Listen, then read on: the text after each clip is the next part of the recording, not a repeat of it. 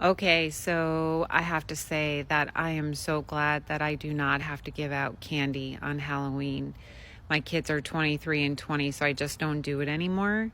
But I have to say, I used to hate giving out candy on Halloween. I used to just hate it. I didn't do it.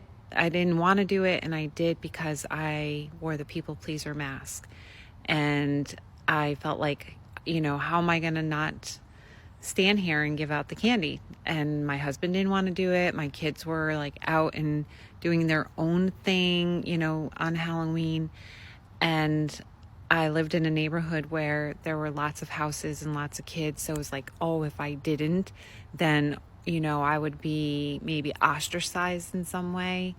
So if you're a people pleaser, you know what I'm talking about. And it may have nothing to do with Halloween. You might absolutely love giving out candy on Halloween or love the holiday in and of itself. But I'm just speaking to doing something over and over and over again that you do not want to do because you have this fear that if you don't do it, that somehow you are going to be looked at as being less than. You're going to be looked at as being, not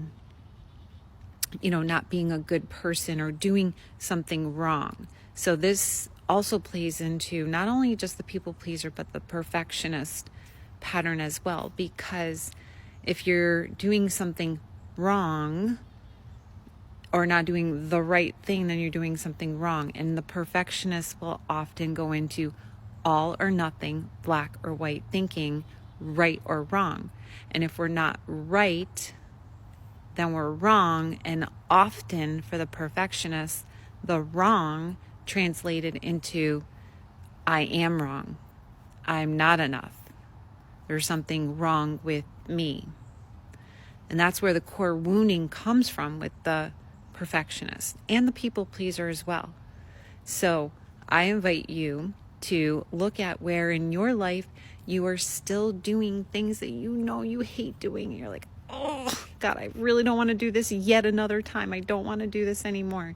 And then see if you can change that pattern. I know it's hard, but I know you can do it.